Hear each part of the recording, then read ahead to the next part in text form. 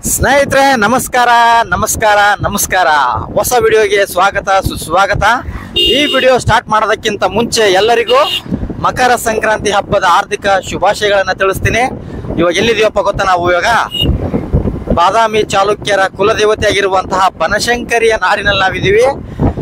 ಇವತ್ತು ಮಕರ ಸಂಕ್ರಾಂತಿ ದಿನ. ನಮ್ಮ ಉತ್ತರ ಕರ್ನಾಟಕ ಜನತೆಗೆ ಮಕರ ಸಂಕ್ರಾಂತಿ ದಿನ ಎಲ್ಲಿಯಾದರೂ ಒಂದು ದೇವಸ್ಥಾನಕ್ಕೆ ಹೋಗ್ಲೇಬೇಕು ಅನ್ನೋದು ಅದು ವಿಶೇಷತೆ ಸ್ನೇಹಿತರೆ. ಅದು ಪ್ರತಿ ವರ್ಷ ಬನದ ಹುಣ್ಣಿಮೆಯೊಂದು ಬಾದಾಮಿಯ ಬನಶಂಕರಿಯ ಜಾತ್ರೆ ಆಗುತ್ತೆ. ವಿಡಿಯೋ ಶುರು ಮಾಡೋಣ. ಇವಾಗ ಬಾದಾಮಿ ಬನಶಂಕರಿಯ ಜಾತ್ರೆ ಒಳಗಡೆ ಏನೇನಿದೆ ನಾವು ಇವತ್ತು ಸಂಪೂರ್ಣವಾಗಿ ನಮ್ಮ ಬಾದಾಮಿ ಬನಶಂಕರಿಯಲ್ಲಿ ಉತ್ತರ ಕರ್ನಾಟಕದಲ್ಲಿರ್ತಕ್ಕಂಥ ನಾಟಕಗಳನ್ನ ಮಾಡುವಂತಲ್ಲಿ ಅತಿ ಪ್ರಸಿದ್ಧವಾಗಿರ್ತಕ್ಕಂಥ ಜಾತ್ರೆ ಯಾವ್ದಪ್ಪ ಅಂತ ಹೇಳಿದ್ರೆ ಬಾದಾಮಿಯ ಬನಶಂಕರಿ ಜಾತ್ರೆ ಸ್ನೇಹಿತರೆ. ನೀವೇನಾದ್ರೂ ಈ ಕಡೆ ಬಂದ್ರೆ ಖಂಡಿತವಾಗಿಯೂ ಒಂದು ತಿಂಗಳು ಜಾತ್ರೆ ನಡೀತಾ ಇದು. ಖಂಡಿತವಾಗಿಯೂ ಇಲ್ಲಿ ಬಂದ್ರೆ ಬಾದಾಮಿ ಬನಶಂಕರಿನ ದರ್ಶನ ಮಾಡ್ಕೊಂಡು ಬಾದಾಮಿ ಚಾಲುಕ್ಯರ ಸಾಮ್ರಾಜ್ಯವನ್ನ ನೋಡ್ಕೊಂಡು ಈ ಜಾತ್ರೆಯನ್ನ ಕಣ್ತುಂಬಿಕೊಂಡು ಹೋಗ್ಬೋದು. ಅದ್ರ ಜೊತೆಗೆ ನಮ್ಮ ಉತ್ತರ ಕರ್ನಾಟಕದ ಫೇಮಸ್ ಎಲ್ಲಾ ನಾಟಕಗಳನ್ನ ನೀವು ನೋಡ್ಕೊಂಡು ಹೋಗ್ಬೋದು. ನಿಮಗೆ ಈ ವಿಡಿಯೋದೊಳಗಡೆ ಸಂಪೂರ್ಣವಾಗಿ ಬಾದಾಮಿ ಬನಶಂಕರಿಯ ಜಾತ್ರೆಯ ಬಗ್ಗೆ, ಸಂಪೂರ್ಣವಾಗಿ ಉತ್ತರ ಕರ್ನಾಟಕದ ನಾಟಕದ ಬಗ್ಗೆ ಎಲ್ಲವನ್ನ ಮಾಹಿತಿ ಕೊಡ್ತಾ ಇದ್ದೀನಿ. ಫಸ್ಟ್ ಟೈಮ್ ಯಾರಾದ್ರೂ ನನ್ನ ವಿಡಿಯೋ ನೋಡ್ತಾ ಇದ್ರೆ ಒಂದು ಸಬ್ಸ್ಕ್ರೈಬ್ ಮಾಡಿ, ಪಕ್ಕದಲ್ಲಿ ಬೆಲ್ ಐಕನ್ ಇದೆ, ಕ್ಲಿಕ್ ಮಾಡ್ಕೊಳ್ಳಿ. ಬನ್ನಿ ಇವಾಗ ಸ್ಟಾರ್ಟ್ ಮಾಡೋಣ, ಶುರು ಮಾಡೋಣ.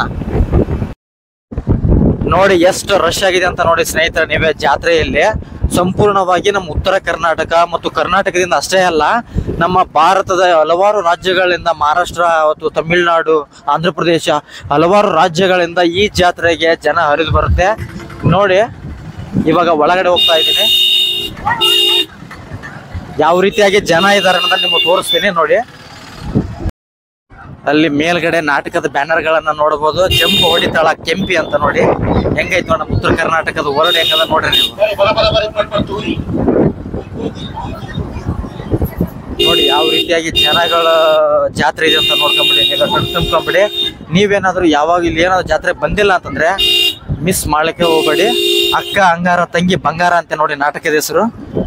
ಇವತ್ತು ನೈಟ್ ನಿಮಗೆ ಎಲ್ಲಾ ನಾಟಕಗಳನ್ನ ನೋಡ್ತೀನಿ ಮತ್ತೆ ನಿಮಗೂ ಕೂಡ ತೋರಿಸ್ತೀನಿ ಅನ್ನೋದನ್ನ ಈ ವಿಡಿಯೋದಲ್ಲಿ ತೋರಿಸ್ತೀನಿ. ಬನ್ನಿ, ಜನ ಮಾತ್ರ ಫುಲ್ಲು ಕ್ರೌಡ್ ಐತಿ. ಪ್ರತಿ ವರ್ಷ ಬನದ ಹುಣ್ಣಿಮೆ ಎಂದು ಇದು ತೇರಾಗುತ್ತೆ.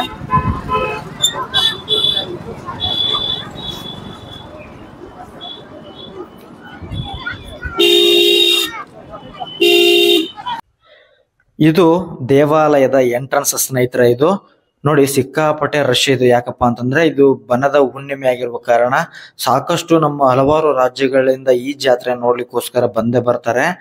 ಇದು ಎಂಟ್ರನ್ಸ್. ಸುಮಾರು ಈ ದೇವಾಲಯದ ಬಗ್ಗೆ ನಿಮಗೆ ಮಾಹಿತಿ ಕೊಡಬೇಕಂದ್ರೆ ಸುಮಾರು ಬಾದಾಮಿ ಚಾಲುಕ್ಯರ ಕಾಲದಲ್ಲಿ 7ನೇ ಶತಮಾನದಲ್ಲಿ ನಿರ್ಮಾಣವಾಗಿರ್ತಕ್ಕಂಥ ಈ ಬಾದಾಮಿ ಬನಶಂಕರಿ ದೇವಾಲಯವನ್ನ ಬಾದಾಮಿ ಚಾಲುಕ್ಯರು ತಮ್ಮ ಕುಲದೇವತೆಯಾಗಿ ಆರಾಧಿಸುತ್ತಾ ಇದ್ರು. ಈ ದೇವಾಲಯವನ್ನ ನಂತರ ಮರಾಠರ ದೊರೆ ಆಗಿರತಕ್ಕಂತ ಒಬ್ರು ರಾಜ 17ನೇ ಶತಮಾನದಲ್ಲಿ ಈ ದೇವಾಲಯವನ್ನ ಸಂಪೂರ್ಣವಾಗಿ ರೆನೋವೇಷನ್ ಮಾಡ್ತಾನೆ. ಬನ್ನಿ ಇವಾಗ ದೇವಾಲಯದ ಒಳಗಡೆ ಹೋಗೋಣ. ದೇವಾಲಯದ ಒಳಗಡೆ ದೇವಿಯ ವಿಗ್ರಹವನ್ನ ಫೋಟೋ ತೆಗೆದುಕೊಳ್ಳೋ ಆಗಿಲ್ಲ, ಅದಕ್ಕೋಸ್ಕರ ಇಲ್ಲಿ ಮುಂದೆ ಕಾಣಿಸ್ತಾ ಇದೆ, ನೋಡ್ಕೊಂಡ್ಬಿಡಿ ನೀವೇ.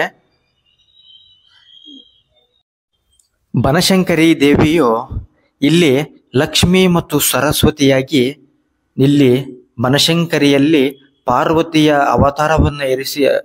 ಅವತಾರದಿಂದ ಇಲ್ಲಿ ಬನಶಂಕರಿಯಲ್ಲಿ ನೆಲೆಸ್ತಾಳೆ. ಈ ದೇವಾಲಯ ಇರುವುದು ಬಾಗಲಕೋಟೆ ಜಿಲ್ಲೆ ಬಾದಾಮಿ ತಾಲೂಕು ಚೊಳಚಗುಡ್ಡ ಎನ್ನುವ ಗ್ರಾಮದಲ್ಲಿದೆ ಸ್ನೇಹಿತರೆ. ಇದು ತಾಯಿ ಬನಶಂಕರಿ ದೇವಿಗೆ ಹಲವಾರು ಹೆಸರುಗಳಿಂದ ಕರೀತಾರೆ. ಬನಶಂಕರಿ, ಶಾಕಾಂಬರಿ ಅಂತ ಹಲವಾರು ಹೆಸರಿಂದ ಕರೀತಾರೆ. ಬನಶಂಕರಿ ಅಂತ ಹೆಸರು ಬರಲಿಕ್ಕೆ ಹಲವಾರು ಪುರಾಣಗಳು ಸಹಿತ ಇದೆ ಸ್ನೇಹಿತರೆ. ಇಲ್ಲಿ ಬನಶಂಕರಿ ಅಂತ ಬನ ಅಂದ್ರೆ ಕಾಡು, ಶಂಕರಿ ಅಂದ್ರೆ ಪಾರ್ವತಿಯ ರೂಪ.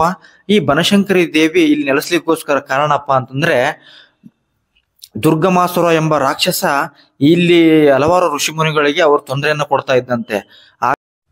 ಆಗ ಬನಶಂಕರಿ ದೇವಿ ಆ ರಾಕ್ಷಸನನ್ನ ಸಂಹಾರ ಮಾಡಿ ಈ ಚೊಳಚಗುಡ್ಡ ಬನಶಂಕರಿ ದೇವಿಯಾಗಿ ಪಾರ್ವತಿಯ ರೂಪದಿಂದ ಈ ಗ್ರಾಮದಲ್ಲಿ ನೆಲೆ ಉಳ್ತಾಳೆ.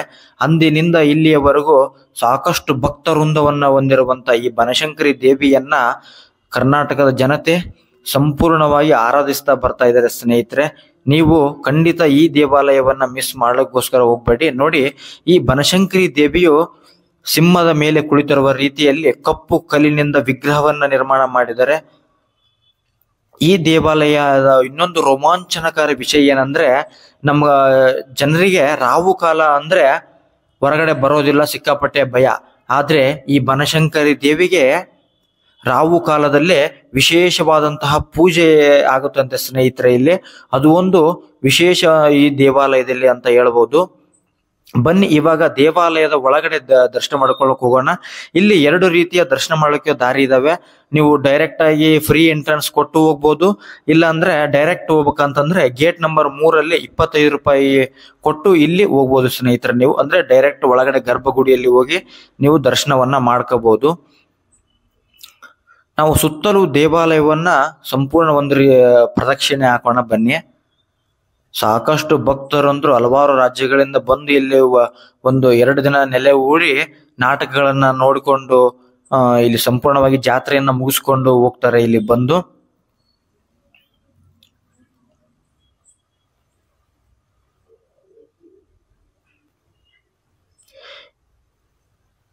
ಈ ದೇವಾಲಯ ಬಾಗಲಕೋಟೆಯಿಂದ ಸುಮಾರು ಒಂದು 70 ಕಿಲೋಮೀಟರ್ ದೂರದಲ್ಲಿದೆ.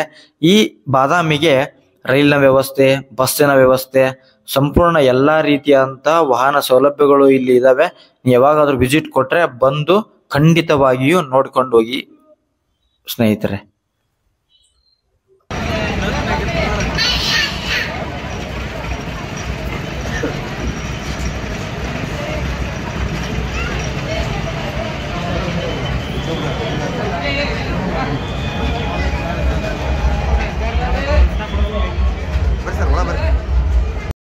ಪ್ರೆಸೆಂಟ್ ಸ್ನೇಹಿತರ ನಾವ್ ಇವಾಗ ಬನಶಂಕರಿ ದೇವಸ್ಥಾನದ ಒಳಗಡೆ ಒಂದು ಸಾಮಾಜಿಕ ಕಾರ್ಯ ನೋಡ್ರಿ, ನಾನು ಹೇಳಿಲ್ಲ ನಿಮ್ಗೆ ಹೇಳಿದ ಬ್ಲಡ್ ಡೊನೇಟ್ ಅಂದ್ರೆ ಇದು ಬಾಗಲಕೋಟೆಯಿಂದ ಸರ್ ಯಾವ ಸಂಸ್ಥೆ ನಿಮ್ದು? ಸರ್ ನಮ್ದು ಬನಶಂಕರಿ ಬ್ಲಡ್ ಬ್ಯಾಂಕ್ ಮತ್ತೆ 2 ಬಾದಾಮಿಯಲ್ಲೂ ನಮ್ದೇ 2 ಬ್ಲಡ್ ಬ್ಯಾಂಕ್ ಸ್ಟಾರ್ಟ್ ಮಾಡಿ ಸರ್ ಇವತ್ತಿಗೆ 3 ದಿವಸ ಆಗಿದೆ. ಈ 3 ದಿನದಲ್ಲಿ ಸುಮಾರು ಒಂದು 60 ಜನ ಬ್ಲಡ್ ಅನ್ನು ಕೊಟ್ಟಿದಾರಂತೆ. ಸ್ವಯಂ ಪ್ರೇರಿತವಾಗಿ ನೀವೇನಾದ್ರೂ ಬನಶಂಕರಿ ಬಂದ್ರೆ ಖಂಡಿತವಾಗಿ ಸರ್ ಹತ್ರ ಬಂದು ಬ್ಲಡ್ ಅನ್ನ ಕೊಡ್ಬೇಕನ್ನೋದು. ಯಾಕಂದ್ರೆ ಖಂಡಿತವಾಗಿ ನಾವು ಭಾರತದಲ್ಲಿ ರಕ್ತ ಎಷ್ಟು ಅವಶ್ಯಕತೆ ಅಂತ ನಿಮ್ಗೆ ಎಲ್ಲರಿಗೂ ಗೊತ್ತೇ ಇರುತ್ತೆ.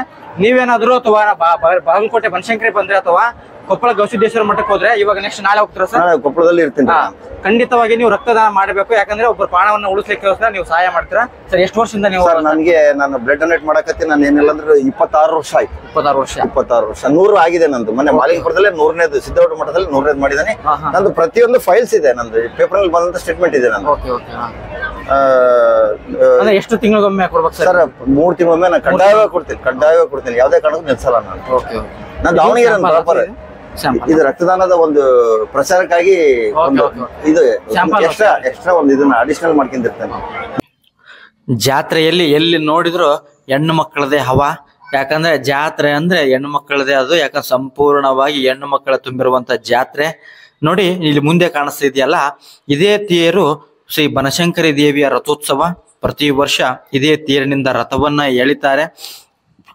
ಇನ್ನೊಂದು ವಿಶೇಷತೆ ಏನಪ್ಪಾ ಅಂತಂದ್ರೆ, ದೇವಸ್ಥಾನದ ಮುಂದೆನೆ ಈ ಹರಿದ್ರಾ ತೀರ್ಥ ಎಂಬ ಪುಷ್ಕರಣಿ ಅತಿ ದೊಡ್ಡದಾಗಿ ಅತಿ ಸುಂದರವಾಗಿ ಕಾಣಿಸುತ್ತೆ.